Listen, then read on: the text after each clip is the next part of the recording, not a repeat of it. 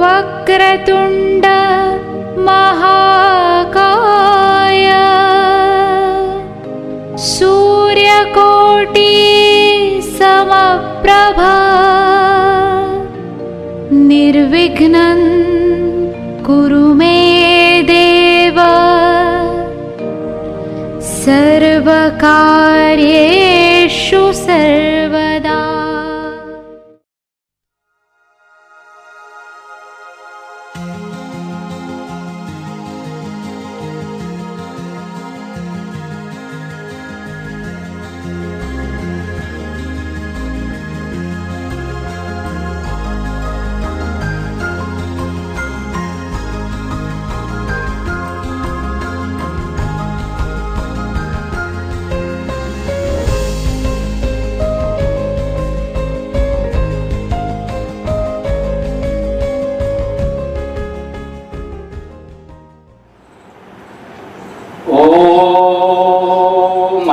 बलधामं हेमशैलाभदेहं दनुजबन कृशानुं ज्ञानिनामग्रगण्यं सकलपुण्यधानं वानराणामधीशं रघुपतिप्रियभक्तं वातजातं नमामि।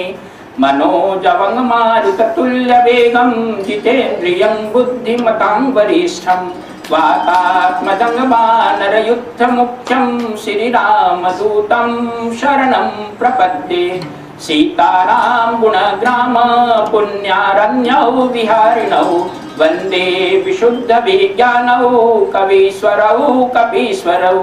यत्र यत्र रघुनाथ कीर्तनं तत्र तत्र कीर्तिमस्तकाञ्जलिं वाष्पवारी परिपूर्णं लोचननमत राक्षसान्तकम्।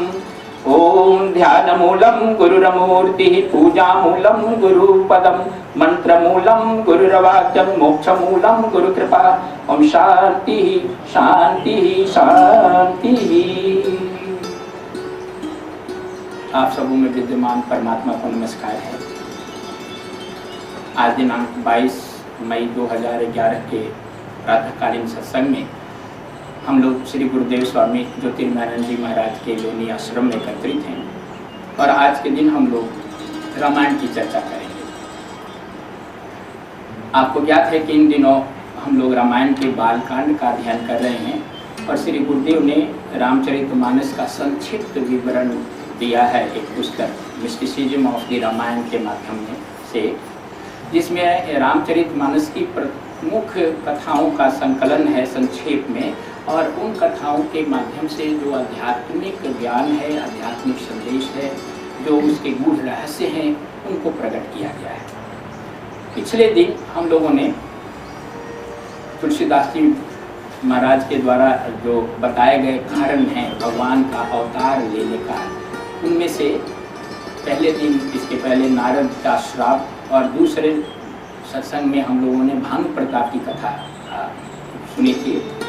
तो इस प्रकार से कई कारण हैं भगवान के अवतार लेने का। भगवान शब्द से थोड़ा सा समझना चाहिए क्या मतलब है। ये एक महत्वपूर्ण बात है। दो प्रकार का रूप है।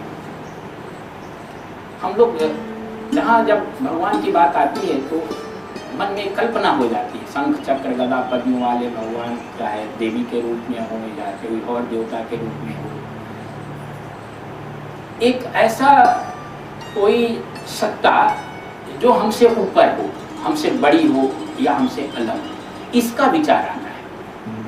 चाहे वो किसी भी रूप में हो, ईसा मसीह के रूप में हो, चाहे भगवान राम कृष्ण के रूप में हो। समझने की बात ये है कि यहाँ सत्ता केवल एक ही है, एक के अलावा कोई दूसरा है भी नहीं, कुछ किसी चीज की का अस्तित्व ही नहीं है।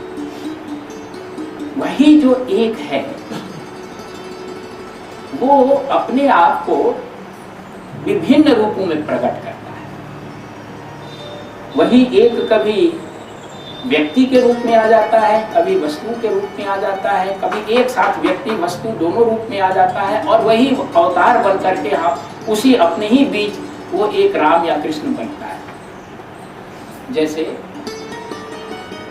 जैसे समुद्र में बड़ी बड़ी लहरें उठ रही हैं, छोटी छोटी तरंगे भी उठ रही हैं, उसमें बुलबुले भी उठ रहे हैं, झाग भी उठ रहा है, सब समुद्र है। बड़ी लहर जो बहुत ऊंची है, 20 फीट 30 फीट की ऊंची लहर, वो भी समुद्र। जो छोटी उसके किनारे अगल बगल चलती है वो भी समुद्र, और जो छोटे छोटे बुलबुले उठ रहे हैं वो भी समुद्र, और उन लहरों के ऊपर जो सफ़ेद सफ़ेद झाग सा निकलता है वो भी समुद्र। लेकिन सब अलग अलग है। आपको दिखेगा कि वो एक बड़ा लहर, छोटी लहर, एक रिपल, एक बुलबुला, एक सफ़ेद झाग, और एकदम एक दूसरे से मेल नहीं खाता है। आंखों से देखने पर कोई किसी का ऐसा नहीं है कि एकदम मिला हुआ है, लेकिन वो मिला हुआ है। हमारा भ्रम अज्ञान है जो हम उसको अलग समझते हैं। गोद का बच्चा हो, वृद्ध व्यक्ति हो, राम हो, कृष्ण हो, कोई भी हो, एक ही सत्ता है। उस बच्चे में भी उसी प्रकार के वो सत्ता वर्तमान है जो भगवान राम के रूप में हुआ थी। भगवान का मतलब होता है कि सर्वशक्तिमान, 6 चीज उसमें होती है, जो सर्व ऐश्वर्य है, सर्व ज्ञानी है, सर्व शक्तिशाली है, सर्व विभूति वाला है। इस प्रकार से 6 गुण जिसमें होता है, तो उसमें 6 जो ये गुण है वो सब चीज को समाहित कर लेते हैं। मतलब जिसमें सब कुछ समाहित है वही भगवान है। वो भगवान 2 प्रकार का होता है। जिस प्रकार से यहाँ पर पानी है, लेकिन हम लोग पानी नहीं महसूस कर रहे, लेकिन है पानी यहाँ। अगर वैज्ञानिक इसकी जांच करेंगे तो इस वातावरण में, वायु के अंदर पानी मौजूद है, और उस पानी को अभी हम देख नहीं सकते, इसलिए हमारे लिए पानी नहीं, वो अरूप है।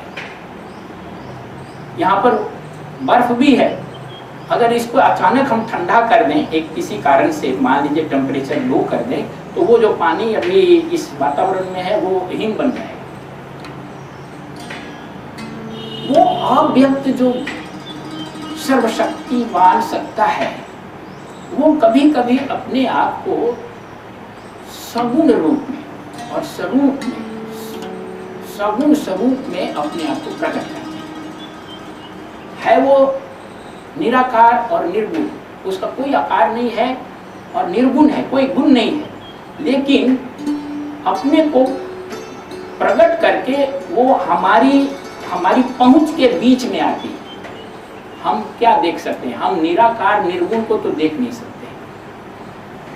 अपनी जो क्षमता है देखने सोचने की, वो मन है, इंद्रियां हैं, इन्हीं के माध्यम से देखते हैं ना। हम देख सकते हैं, स्वाद ले सकते हैं, सुन सकते हैं, स्पर्श कर सकते हैं, ये हमारी इंद्रियां हैं। इन इंद्रियों की सीमा में वो अव्यक्त जो परम तत्व है, सत्ता है, वो नहीं आ सकती। तो वो परम तत्व सत्ता जो है वो अपने आप को, वो उसकी लीला है। क्यों कैसे आप पूछिएगा तो इसका कोई जवाब नहीं। क्यों ऐसा करता है वो, उसकी मौज है।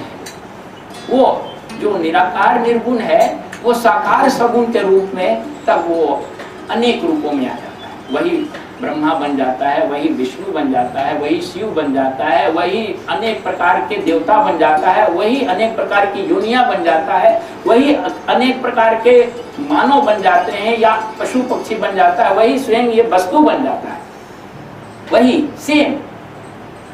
तो ये लीला उसकी चलती रहती है। इसीलिए इस संसार को भगवान की लीला कहते हैं, लीला कहते हैं। और ये लीला जो है वो सत्य नहीं होती है, लीला खेल के लिए हुआ करता है। लेकिन वही स्वयं वो ब्रह्मन, स्वयं परमात्मन हमारे आपके रूप में आकर के अज्ञान से ग्रसित हो जाता है, स्वयं अज्ञान से ग्रसित होकर के, और फिर अपने आप को दुख में महसूस करता है, और फिर इसको अज्ञान भी हो जाता है तो फिर अपने आप को सुख में भी महसूस करता है। वो स्वयं अपने आप वही ये सारी लीलाएं कर रहा है। तो ये जो रामचरितमानस है, क्योंकि वो भक्ति प्रधान ग्रंथ है, भक्ति का प्रधान, और भक्ति जहाँ होती है वहाँ एक आराध्य होता है, मतलब भक्त होता है, और एक भगवान होता है। भक्ति का जो शुरुआत है वो चलता है दासो हम, दासोहम, दास हूँ मैं तुम्हारा। भक्त कहता है भगवान से कि मैं दास हूँ तुम्हारा, यानी वो अपने को उससे अलग समझता है। दास एक होता है और एक सेवक होता है, दो लोग होते हैं। तो भक्ति शुरुआत होती है दासोहम से। जब ये भक्ति थोड़ी आगे बढ़ जाती है तो ये दा खत्म हो जाता है, भक्त का दा खत्म हो जाता है, तो रह जाता है सोहम। दा खत्म हो गया और सोहम रह जाता। सोहम का मतलब जो तुम हो वही मैं। ये भक्त भी महसूस करने लगता है। भगवान के साथ एकात्मता जब बन जाती है तो दा खत्म हो जाता है और सोहम रह जाता है। और जब और ऊंचा भक्त चला जाता है तो सो भी खत्म हो जाता है और केवल अहम रह जाता है, हम रह जाता है, केवल मैं रह जाता है, एकमात्र सत्ता रह जाती है। ये भक्ति की सीढ़ियां हैं। दासो हम से शुरू होकर के और हम तक जो केवल एक ही सत्ता है। आपको याद होगा वाल्मीकि रामायण में भगवान ने हनुमान जी से पूछा कि हमारा तुम्हारा रिश्ता क्या है, तुम कौन हो, हमारे क्या लगते हो तुम। तो उन्होंने बहुत सुंदर जवाब दिया कि महाराज मेरे स्वामी, आप सब कुछ जानते हुए भी हमसे ये क्यों पूछ रहे हैं, लेकिन फिर भी अगर आपने पूछा है तो हमारा कर्तव्य है कि आपको जवाब दें। तो देह दृष्टि से यदि आप पूछते हैं, शरीर दृष्टि से, शरीर भाव से, तो शरीर भाव से आप हमारे स्वामी हैं और हम आपके सेवक हैं, दासु हम। ये हमारा आपका रिश्ता है शरीर भाव से। अगर आप सूक्ष्म भाव से पूछते हैं, उत्कृष्ट स्तर पर जाके पूछते हैं, तो सोहम, यानी आप सूरज हैं, मैं आपकी किरण हूं। और यदि आप सचमुच में पारमार्थिक दृष्टि से पूछते हैं, एब्सोल्यूट पॉइंट ऑफ व्यू से पूछते हैं, तो जो आप हैं वो मैं, मुझ में और आप में कोई फर्क। ये भक्त देखिए, सबसे बड़ा भक्त हनुमान, और ये हनुमान के ये है। इसलिए कभी ये नहीं सोचना है कि भक्ति और ज्ञान में कोई संघर्ष है। बहुत सारे भक्त जो हैं वो ज्ञानियों को गलत समझते हैं, या बहुत सारे ज्ञानी हैं वो भक्तों को गलत समझते हैं। फिर द्वैत और अद्वैत का झगड़े में लगे रहते हैं कि नहीं, भगवान और भक्त द्वैत जब हो गया तो ज्ञानी बोलते हैं कि द्वैत कुछ नहीं है, और भक्त बोलता है कि अद्वैत कुछ नहीं है, भक्त भगवान की अलग अलग सत्ता है। कुछ नहीं है। इसी रामचरितमानस में ये बहुत अच्छी तरह से उत्तरकांड में इस बात को तुलसीदास, जो स्वयं महान भक्त थे, उन्होंने इस बात को उद्घाटित किया है कि ये दासोहम से चल करके और एकदम उस भगवान की एक सत्ता सोहम होते हुए हम में विलीन हो जाते हैं। और अहम ब्रह्मास्मि की सत्ता जहाँ ज्ञान पहुँचता है वहीं भक्ति भी पहुँचती है। तो ये कथा का अगली कड़ी हम लोग चलते हैं, क्योंकि हम लोग रामचरितमानस की कथा का आधार लेकर के इस सत्संग को करते हैं। इसलिए हमेशा अपने दिमाग को, मन को और समझदारी को खुला रख के करना है, सोचना है। अध्यात्म हमारा कहीं भी एक दूसरे का खंडन नहीं करता है। आपको हिंदू शास्त्र में कई ऐसी जगह, ऐसी बातें मिलेगी जहां आपको लगेगा कि ये एक दूसरे में टकराव है, कोई कुछ कह रहा है, कोई कुछ कह रहा है, लेकिन वो हमारी आपकी समझ की कमी है। टकराव नहीं है, वो कुछ प्रतीक रूप से बातें कही गई हैं जिन्हें उद्घाटित करने के लिए कोई ज्ञानी गुरु की आवश्यकता होती है। तो हर समय ये रावण, कुंभकर्ण, विभीषण पैदा होते हैं, हर समय राम का अवतार होता है। तो एक कथा, राम की एक कथा ये उमा को सुना रहे हैं शिव जी कथा। तो उन्होंने कहा कि वो जो असुर नारद के श्राप से बन गए थे असुर, भगवान शिव एक गण सब, तो एक में एक रावण बन गया, एक कुंभकर्ण बन गया और उनका एक जो है विभीषण बन गया। ये जब तीनों बड़े हुए, युवा हुए, तो ये तीनों अपनी शक्ति प्राप्त करने के लिए ब्रह्मा से तप, वरदान प्राप्त करने के उद्देश्य से तप करने लगे।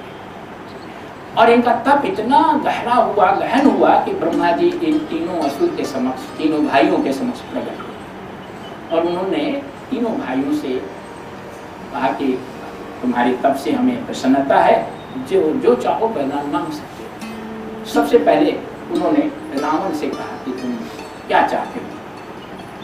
रावण तो एकाएक बोला कि हमको आप अमर बना दीजिए, हम मरना नहीं चाहते, यही वरदान।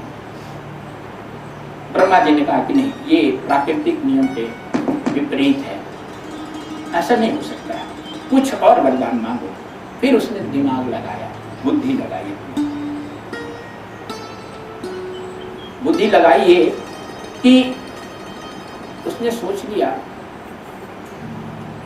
कि ये सबको तो हमने, अब हमारे पास ताकत है, देवता लोगों को, गंधर्व लोगों को, यही लोग थे उच्च योनि वाले, इनको तो हम परास्त कर दें। तो उसने कहा कि लेकिन दिमाग में उसे रहा कि मनुष्य और पशु पक्षी ये तो हमारी मुट्ठी की चीज हैं, ये कभी इनसे तो हमें भय है ही नहीं। तो इन लोगों को उसने अलग कर दिया और जिनसे भय था उसे, उसने कहा कि ये देवता लोग से या और किसी से, मनुष्य और वानर को छोड़ करके मैं और किसी से मारा नहीं जाऊं, यही हमें वरदान दीजिए। क्योंकि मनुष्य और बंदर को उसने सोच लिया कि ये तो जब चाहेंगे तब इनको से निपट लेंगे, डर है तो देवताओं से डर है, इसलिए उसने ये मनुष्य और वानर को अलग निकालते हुए और अपने आप को सुरक्षित बनाया। ब्रह्मा जी ने कहा ठीक तथास्तु, ऐसा करके उसे वरदान दे दिया। फिर दूसरे भाई के पास, कुंभकर्ण के पास उन्होंने कहा कि आप तुम मांगो, क्या मांग रहे हो। कुंभकर्ण भयानक असुर था और उसकी रुचि भोजन करने में और मनुष्यों को खाने में उसे बड़ा रुचि थी, मनुष्यों को बहुत चाव से खाया। और उसको कष्ट ये होता था कि खाने का समय ज़्यादा नहीं मिल रहा है, उसकी भूख ही नहीं शांत होती थी, क्योंकि उसको खा लेता था थोड़ी देर, उसके बाद नींद आ जाती थी, सोने का मन करता था। तो जब सोता रहता था उस समय तक खा नहीं पाता था और उसका मन करता था कि खाए, केवल खाते ही रहे, हम सोए कम। तो उसने दिमाग में सोचा कि मांगते हैं कि 6 महीने तक लगातार हम जगते रहें और जगे रहें तो खाते रहें, और 1 दिन के लिए सोएं, फिर 6 महीने के लिए जगें और खाते रहें। ये दिमाग में उसने ये कल्पना की, यही मांगेंगे। उसकी बातों को मन में जब ये बात आई तो देवताओं को बड़ा मतलब चिंता हुई कि अगर ये मांग लेगा कि 6 महीने तक जगे रहना है, तो जब तक जगा रहेगा तब तक तो ये मनुष्यों को खाता रहेगा, 1 दिन के सोने के बाद फिर ये जग जाएगा तो फिर वो खाता रहेगा, तो इससे तो सारी मनुष्य जाति ही खत्म हो जाएगी। तो किसी प्रकार से इस वरदान को ना उसको मांगना, वो ना मांग पाए, ऐसा कुछ देवताओं ने निश्चय किया। लेकिन कैसे उसको करते, इसके लिए सरस्वती देवी के पास हो गए और सरस्वती देवी से कहा कि आप इसके मन को थोड़ा भ्रमित कीजिए, ऐसा भ्रमित कीजिए जिससे कि ये कुछ गड़बड़ मांग दे। सरस्वती देवी ने उसके सूक्ष्म रूप से उसके मस्तिष्क को चेंज कर दिया। जब ब्रह्मा जी ने कहा कि मांगो, क्या मांगते हो, तो सरस्वती देवी के भ्रम के कारण उल्टा उसने मांगा कि मैं 6 महीने तक सोऊं और 1 दिन के लिए जगूं। उल्टा हो गया, 6 महीने जग के 1 दिन सोऊं के बदले में वो उसने यही तक झट से मांग लिया कि मैं 6 महीने तक सोऊं, 1 दिन जगूं। ब्रह्मा जी ने उसको ये भी स्वीकृति दी। तीसरे भाई यानी विभीषण के पास गए और तीसरे भाई कुछ अच्छी वृत्ति का था, सात्विक वृत्ति का था, सबसे छोटा था। उससे जब वर मांगने को कहा तो उन्होंने कहा कि मेरी दिनों दिन भक्ति बढ़े और ईश्वर में भक्ति बढ़े और मैं अंत में उनके चरणों में ही हमेशा हमेशा के लिए लीन हो जाऊं, ऐसी हमें आप भक्ति दें, श्रद्धा दें। इस पर बड़े ब्रह्मा जी प्रसन्न हुए, उसे भी उसे इसको दे। अब यह भी एक कथा जो है सामान्य रूप से है, आपने सुनी भी होगी और जानते भी हैं। इस कथा के माध्यम से कुछ बात कही गई जो आपके जीवन से संबंधित, साधना से संबंधित, व्यवहार से संबंधित। ये जो तीनों भाई हैं, रावण, कुंभकर्ण और विभीषण, ये तीनों भाई त्रिगुण के परिचायक। विभीषण सत्वगुण का परिचायक है, लेकिन कौन सा सत्वगुण? अज्ञान प्रधान सत्वगुण, अपरा विद्या। विभीषण सत्वगुण, अज्ञान प्रधान सत्वगुण का परिचायक है, और कुंभकर्ण जो है वो तमस प्रधान अविद्या का परिचायक है। विभीषण सत्व प्रधान अविद्या का परिचायक, और वो सत्य अपरा विद्या यानी सीमित, एक सापेक्षिक सीमा में जो सत्वगुण है उसका परिचायक है। और विभीषण जो कुंभकर्ण है वो तमस प्रधान अविद्या का परिचायक है, और रावण जो है वो रजस प्रधान गतिशील अविद्या का परिचायक है। तमोगुण के परिचायक, त्रिगुणों में तमोगुण के परिचायक जो है वो कुंभकर्ण है। रजोगुण, अविद्या जन रजोगुण के परिचायक जो है वो रावण है, और अपरा या सीमित सत्व का परिचायक विभीषण। ये जो तीनों गुण हैं हम सबों में होते हैं। सत्व गुण भी होता है, रजस गुण होता है, तमस गुण होता है।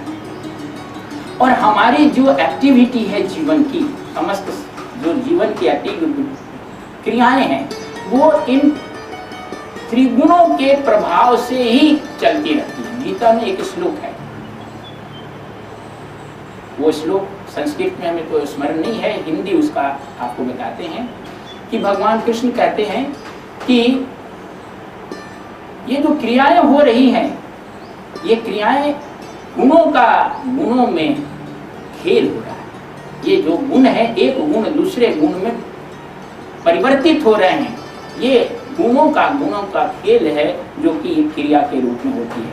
कभी सत्वगुण रजोगुण में, कभी रजोगुण तमोगुण में, कभी तमोगुण सत्वगुण में। हम लोग अपने अपने जो क्रिया जो करते हैं, कर्म जो करते हैं, वास्तव में ये गुणों की लीला है, गुणों का खेल है, गुणों का परिवर्तन है। आप सुबह से शाम तक अलग अलग गुण के प्रभाव में होते हैं। जब सत्संग कर रहे हैं तो सत्वगुण के प्रभाव में, जब नौकरी व्यापार कर रहे हैं तो रजोगुण के व्यापार प्रभाव में, और कभी क्रोध लोभ आलस्य निद्रा होती है उस समय आप तमस के प्रभाव में। रोज दिन आप इन तीनों गुणों से गुजरते हैं, और हर पल कोई ना कोई गुण आप में आगे रहता है। ये रावण, विभीषण और कुंभकर्ण, ये तीनों हमारे अंदर हमेशा वर्तमान रहते हैं। इन दानवों को खोजने के लिए किसी स्वर्ग या नरक में जरूरत नहीं है। देव और दानव ये दोनों ही हमारी, आपकी, सबकी चेतना में नित्य प्रति वर्तमान हुआ करते हैं। इसमें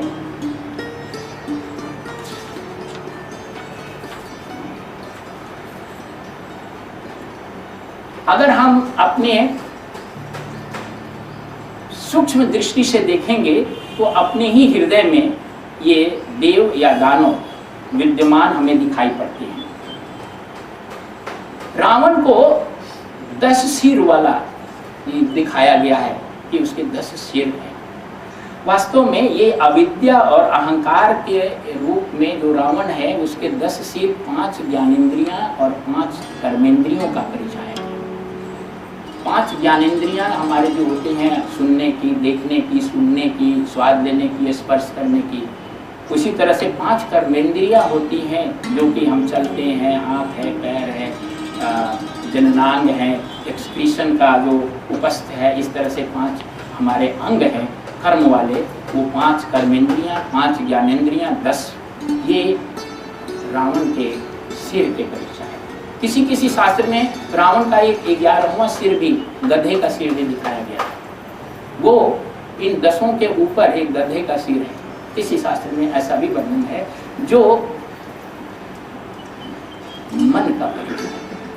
ये जो इंद्रियां हैं वो तामसिक मन के द्वारा ये नियंत्रित होती। जिसके भी अंदर की इंद्रियां तामसिक मन के द्वारा, ये 5 ज्ञानेंद्रियां 5 कर्मेंद्रियां अगर नियंत्रित हों तो उसके अंदर रावण क्रियाशील है, उसके जीवन में रावण जो है वो चल रहा है।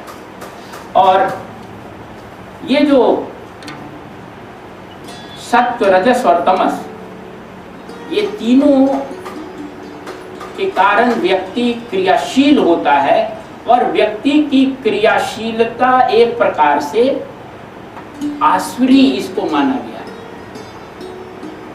हमारे जन्म लेने का कारण केवल इसलिए है कि हम सभी केवल कर्म में संलिप्त होकर के कर्म संस्कार बनाते रहते हैं और कर्म संस्कार बनाने के कारण हमारा पुनर्जन्म बार बार होता है। एक प्रकार से हम लोग एक प्रकार से असुर के, एक मतलब राक्षसों के प्रभाव में है और उसके प्रभाव में हम लोग ये कुचक्र में, कर्म के कुचक्र में फंसे हुए हैं। और ये कर्म का कुचक्र इन तीनों गुणों के कारण होता है, सत्व, रजस और तमस के कारण होता है।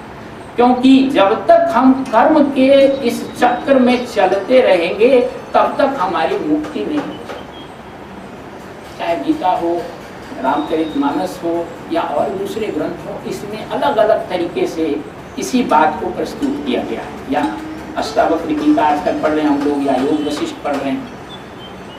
भगवान कृष्ण इसी बात को कहते हैं गीता में कि जैसे हर व्यक्ति कुम्हार के चाक पर बैठा हुआ है और वो जो कुम्हार का चाक जो है वो ऐसे एक बार डंडा से घुमा देता है तो कुछ देर तक नाचते रहता है और वो अपने ही शक्ति से नाचता रहता है।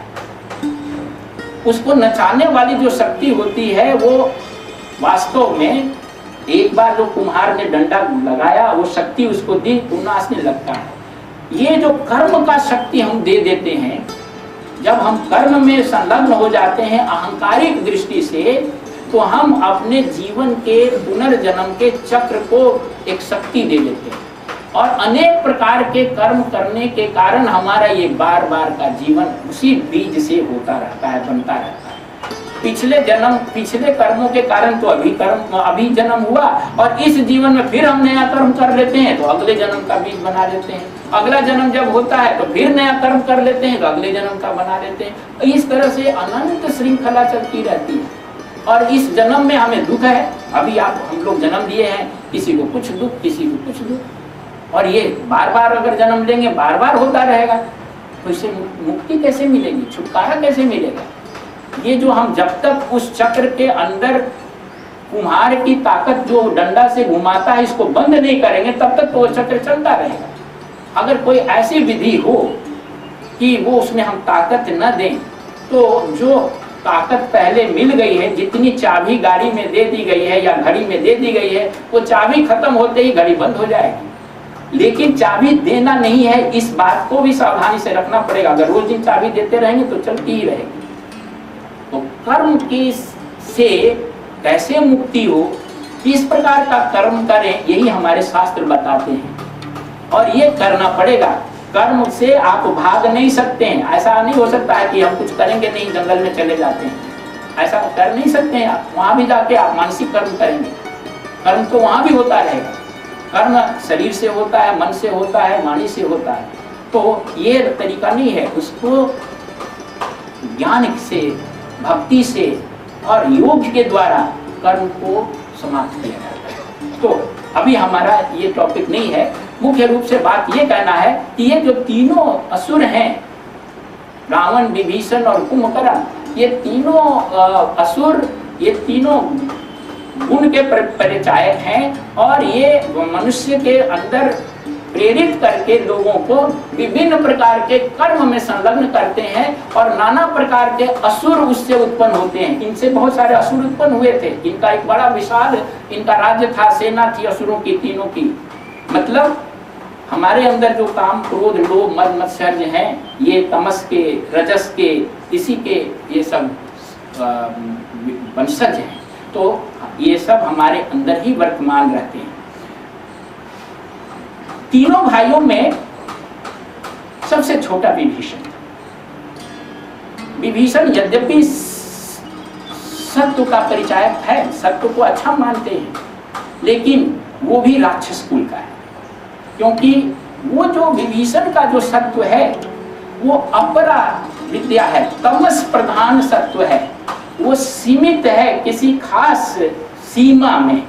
वो परा या सात्विक जिसको सत्व कहते हैं वो नहीं है, वो रजस और तमस के से दबा हुआ है। तीनों में सबसे छोटा, इसीलिए शास्त्र ने बनाया है उसको। उसके ऊपर शासन है भाइयों का, बड़े भाइयों का, यानी रावण का और कुंभकर्ण का, और वो कुछ बोल नहीं पड़ता है। जब ऐसा हालत होता है कि साधक के अंदर में ऐसा सत्व जो दबा हुआ सत्व है वो उसके रजस और तमस के आगे दबा रहता है, या तो वो निष्क्रिय रहता है या वो अपने भाइयों के कारण अपने को निकाल नहीं पाता है एक सीमा से। लेकिन सत्य है, और उसने भगवान ब्रह्मा से ये वरदान मांगा था कि मेरी दिनानुदिन भक्ति बढ़ते चले और मैं परमात्मा के चरणों में हमेशा के लिए लीन हो जाऊं। एक समय आता है यदि साधक के अंदर वो अविद्या प्रधान सत्व भी है, तो अगर वो साधना करता रहे तो एक समय आता है कि हनुमान से उसकी भेंट होती है। हनुमान जो है वो साधना शक्ति के परिचायक है। हनुमान से जब भेंट होती है तो हनुमान से राम की बात सुनने के बाद उसके अंदर इतनी ताकत आ जाती है, वो जो अविद्या प्रधान सत्व है, इतनी ताकत आ जाती है कि अपने दोनों बड़े भाइयों को, यानी तमस और रजस प्रधान अविद्या को वो छोड़ करके और वो परमात्मा के चरणों में यानी राम की शरण में आ जाता है। और जब राम की शरण में वो आता है तो वो राक्षस के बदले में वो देवता के कुल में, तब उसमें रूपांतरण आ जाता है। तब वो अपरा विद्या वाला नहीं, परा विद्या वाला सत्य हो जाता है, और तब उसे भगवान राम उसका तिलक करते हैं, उसको राजा बनाते हैं, यानी उसको जो है उसकी सीमा से हटा करके उसको साम्राज्य, आत्मज्ञान का साम्राज्य प्रदान करते हैं। मानव और बानर के बारे में जो बात कही गई है, जैसा रावण कहा कि हम मानव और बानर को छोड़ करके और किसी से न मारे जाएं। मानव और बानर वास्तव में सांकेतिक रूप से मन और इंद्रियों के प्रतीक हैं। इंद्रियां और मन जो है हर व्यक्ति के अंदर होता है, लेकिन ये मानव योनि के अंदर ये इंद्रियां जो हैं ये बड़ी शक्तियां हैं। लेकिन यदि इंद्रियां अनुशासित नहीं हैं, इनके शक्ति को अगर ढंग से किसी दिशा में लगाया नहीं गया तो इनसे हम कुछ काम नहीं ले सकते हैं, व्यर्थ में ये एनर्जी बेकार चली जाती है। लेकिन यदि इन्हें एक दिशा दे दी जाए तो यही बानर भालू जो हैं वो एक बड़ी शक्ति बन जाते हैं। राम जी से मिलने से पहले हनुमान जी या और भी सुग्रीव जी या और भी जितने भी असंख्य बानर थे वो एक सामान्य बानर थे, और वो सामान्य शक्ति से व्यर्थ ऐसे ही घूमते फिरते थे। उन्होंने एक दिशा दी, उनको डिसिप्लिन किया, उनको एक लक्ष्य दिया कि तुम्हें रावण पर आक्रमण करना है और वहां से सीता को निकालना है, यानी अज्ञान को समाप्त करने का लक्ष्य दिया। और अंतः प्रज्ञा को जो अज्ञान के कब्जे में, रावण के कब्जे में थी, उसको उद्घाटित करने का, उसको छुड़ाने का एक लक्ष्य दे दिया। यानी इंद्रियों को जब जीवात्मा ये लक्ष्य दे देता है कि ये कान, ये नाक, ये मेरे जीवा, ये मेरे स्पर्श, ये मेरे घ्राण, तुम लोगों को आत्म साक्षात्कार के लिए प्रयुक्त होना है। इसीलिए तुलसीदास जी तो कहते हैं कि अगर जिह्वा है, अगर तुमने राम का नाम नहीं लिया तो वो दादुर की जीभ है, मेढक की जीभ है। हमारे त्रिपाठी जी को याद होगा कि वो तो नहीं करे राम गुण गाना जी सुधादु जी समान है। और जो कान में अगर भगवान का नाम सुना नहीं तो ये बिल है, सांप का बिल है ना, ये सांप का बिल है, ये कान नहीं है तुम्हारी, ये बिल है, ऐसे ही बिल है। तो जिस वाणी से तुमने भगवान का नाम नहीं लिया, जिन कानों से, क्या है इसका मतलब? उनकी भाषा अलग थी, अलग तरीका था कहने का। कवि थे, कवि के रूप में कहा उसको। मतलब यह है कि तुम अपनी इंद्रियों को प्रशिक्षित करो आत्म साक्षात्कार की दिशा में। अपने कानों को प्रशिक्षित करो, अपनी जीवा को प्रशिक्षित करो, अपनी आंखों को। इन आंखों से यदि भगवान का दर्शन नहीं किया तो ये आंख क्या? तो यही बात है। इसमें जो बानर और भालू की बात आई है, ये बानर और भालू हमारे आपकी इंद्रियां हैं, और इन इंद्रियों को जब एक दिशा दे दी जाती है तो ये बड़ी शक्ति हो जाती है, और जब तक इनको दिशा नहीं मिलती है तो ये एक प्रकार से व्यर्थ ही इनकी शक्ति चली जाती है। जो कुंभकर्ण के अंदर मति भ्रम हुआ, वो चाह रहा था कि हम 6 महीने तक जगने का और 1 दिन का सोने का अगर हम मांग लें तो खाते रहेंगे, लेकिन अंत में उसने गलत भ्रमित होकर के 6 महीने सोने का 1 दिन जागने का वो वरदान मांग लिया। ये एक प्रकार से आध्यात्मिक प्रस्तुति है। मानसिक मन के ऊपर जब तमस का प्रभाव होता है, आपके मन के ऊपर जब तमस का प्रभाव हो जाएगा तो आप किसी भी चीज को सही परिप्रेक्ष्य में नहीं देख पाएंगे। आपका जो देखने का नजरिया होगा वो गलत होगा।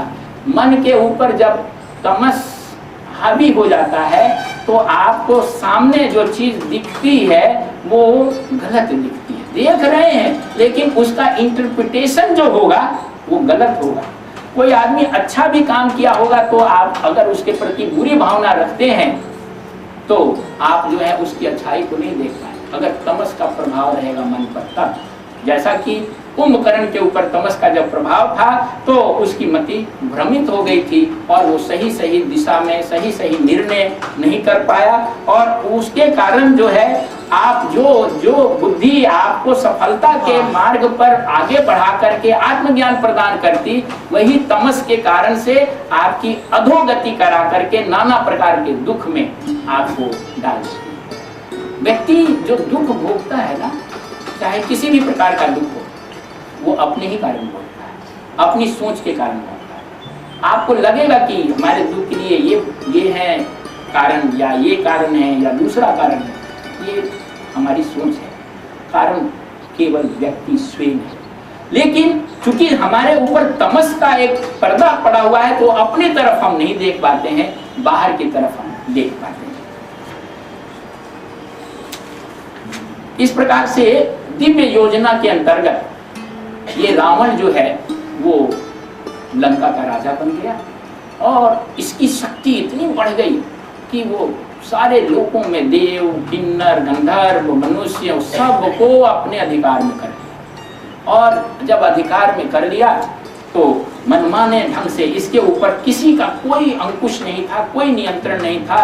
इसलिए पूरे पृथ्वी में, स्वर्ग में, जहाँ समस्त ब्रह्मांड में एक प्रकार से कुव्यवस्था, एनार्की फैल गई, अत्याचार होने लगा। जब अधर्म बढ़ जाता है और व्यवस्था समाप्त हो जाती है, लोग त्राही करने लगे, पृथ्वी कांप उठी, तो पृथ्वी के साथ देवता लोग भगवान विष्णु के पास गए अपने कष्ट सुनाने के लिए, और बताया कि किस प्रकार से रावण जो है वो सारे जीवों को, सारे लोगों को, सारी पृथ्वी को ही नहीं सारे ब्रह्मांड को तबाह किए हुए है, और वो किसी के कब्जे में नहीं आ रहा है। सारी सृष्टि का जो नियम है वो सब चरमरा गया है।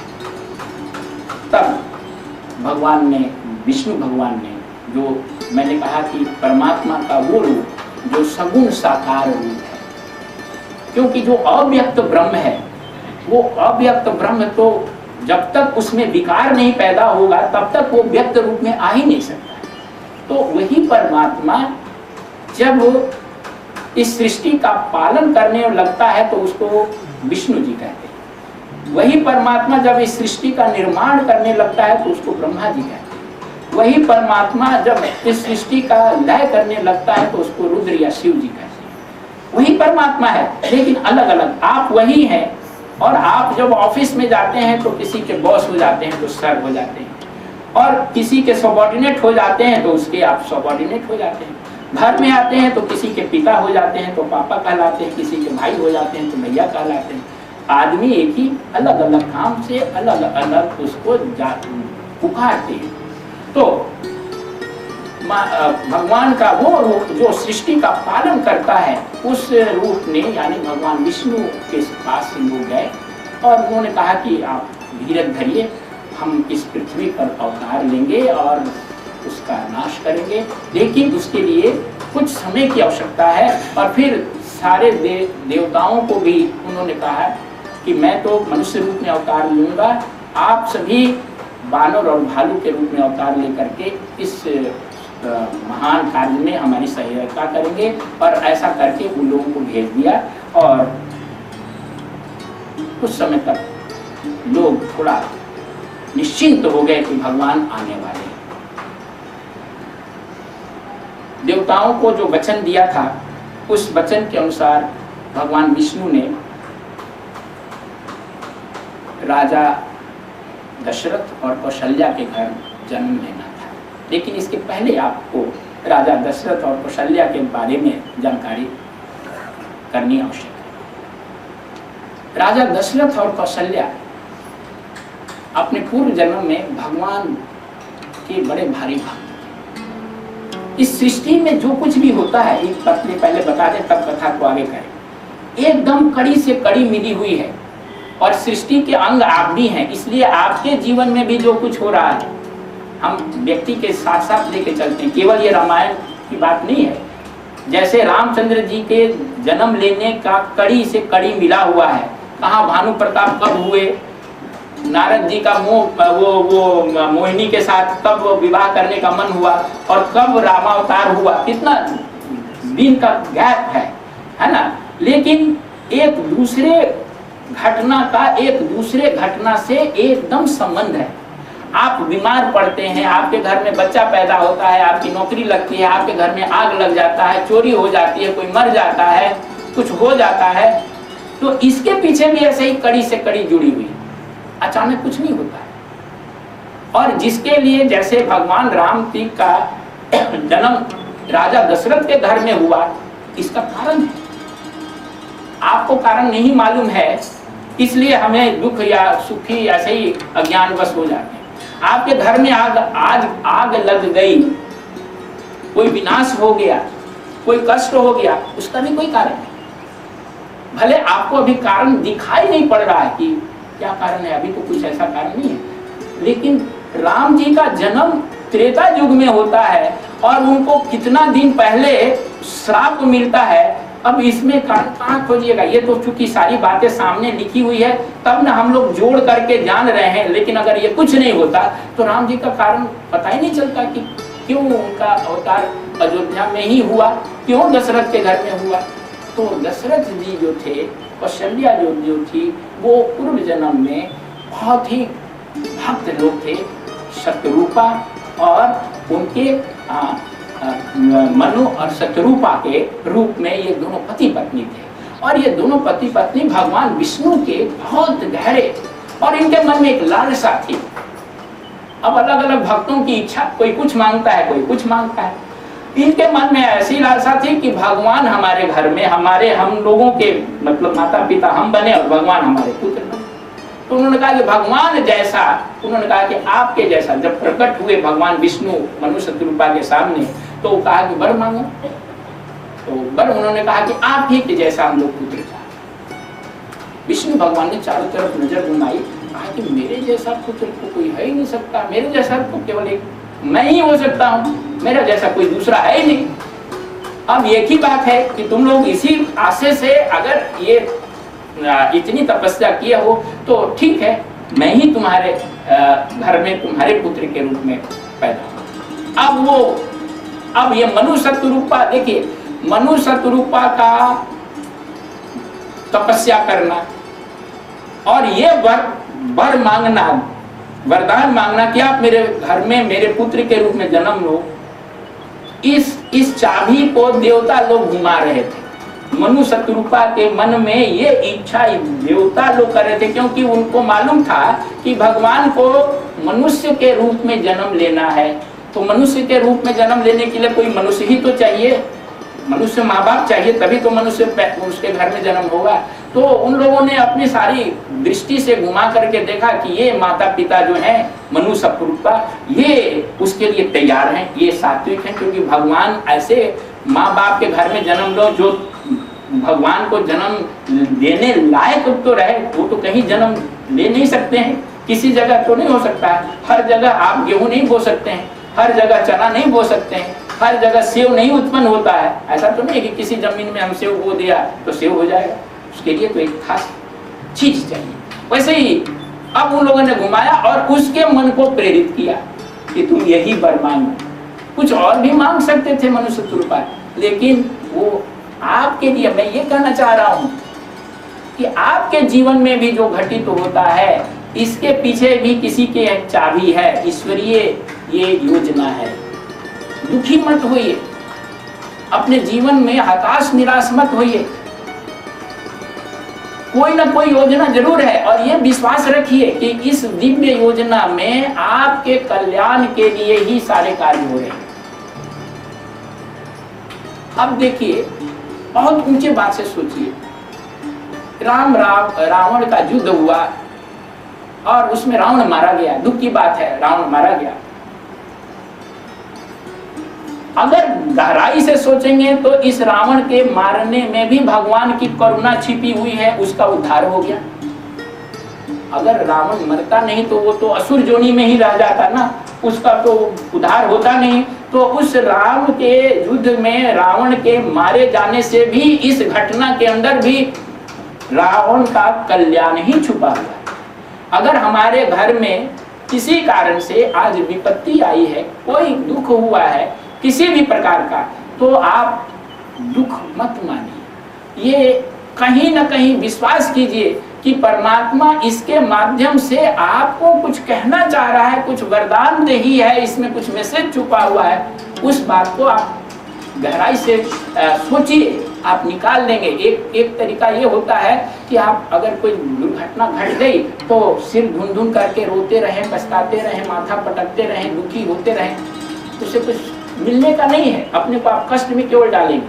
लेकिन यदि भक्त के जीवन में कोई इस प्रकार की स्थिति होती है तो दुख तो उसको भी होता है, लेकिन उस दुख से वो चिंतनशील हो जाता है, उस मैसेज को खोजने लगता है, उस संदेश को खोजने लगता है कि जो भगवान ने उस दुख के माध्यम से उसे दिया है। एंड वो जो एडवर्सिटी है, विषमता है, उसको वो अपॉर्चुनिटी में बदल देता है, अवसर के रूप में बदल देता है।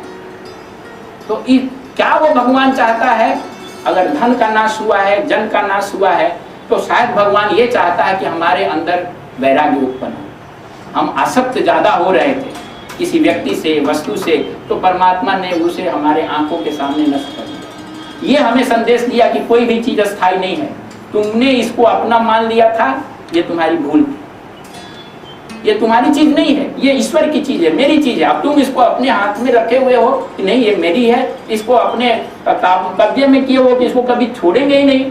तो भगवान जो है उसको ये संदेश दिए हैं, इसको हटा करके कि तुम लाख ताले में बंद कर लो, लाख पहरा लगा लो, पहरेदार लगा दो, या लाख डॉक्टर का घर में हो, डॉक्टरों के घर में भी मृत्यु होती है, उनके भी बाल बच्चे मरते हैं, उनके घर में भी हो, ऐसा सारे लोग तो डॉक्टर के पास जाते हैं, डॉक्टर कहाँ पर जाए, लेकिन उसके घर में भी तो होती है।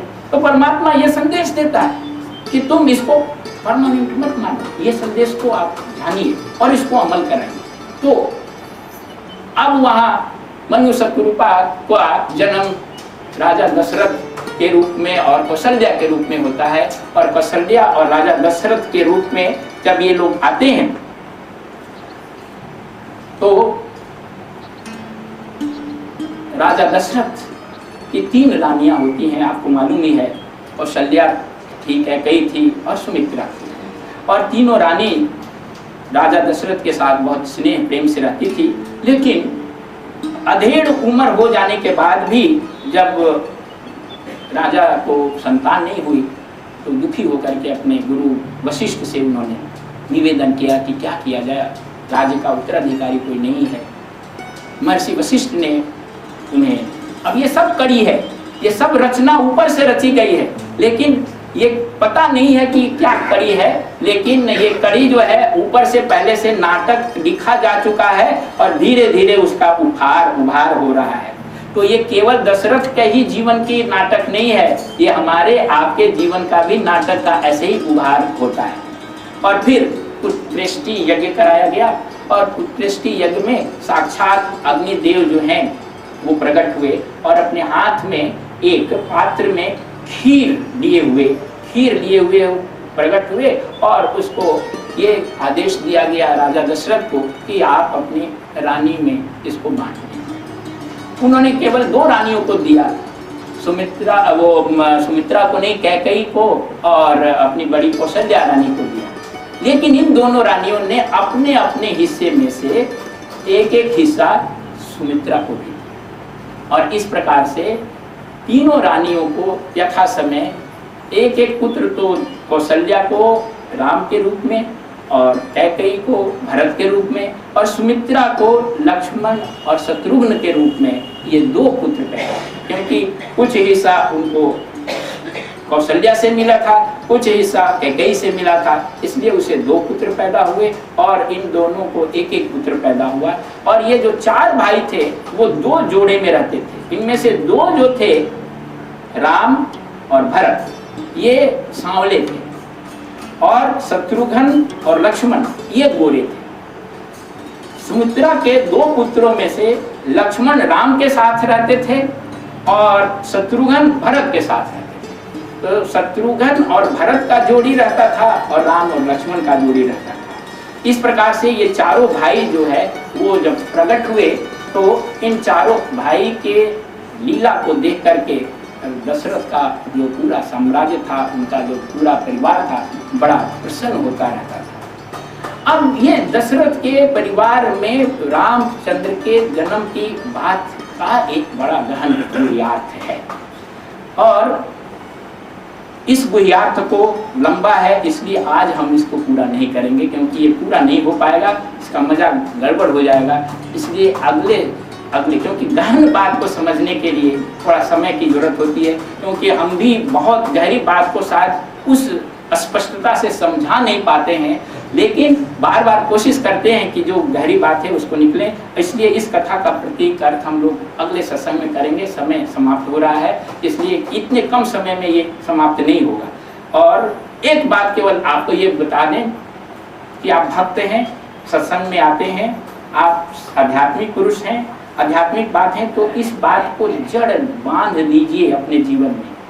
ये सब खेल हो रहा है, ये सब चीज ईश्वर की लीला हो रही है, उसी परमात्मा की मर्जी आपके जीवन के माध्यम से भी प्रकट हो रही है और आप भी जो अच्छा बुरा काम करते हैं वो उसी की मर्जी से करते हैं। ये जो दोनों जो गण थे उन्होंने नारद जी को जो उकसाया, उसके पीछे भी परमात्मा की ही इच्छा थी और उस नारद जी ने जो उनको श्राप दिया, इवन जो विष्णु भगवान को जो श्राप दिया, भगवान विष्णु कहते हैं कि अब आप अफसोस मत कीजिए, क्योंकि श्राप देने के बाद वो अफसोस करने लगे और श्राप वापस लेने का कहा कि ये मैंने ही आपको प्रेरित किया था कि आप मुझे श्राप दीजिए।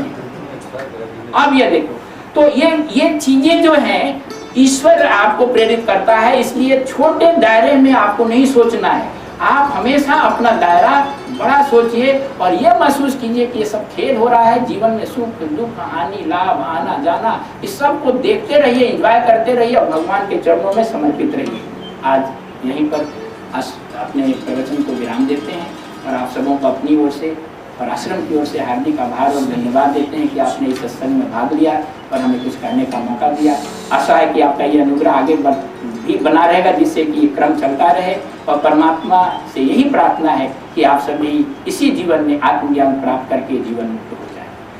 ओम असतो मा सद्गमय तमसो मा ज्योतिर्गमय मृत्युर्मामृतं गमय।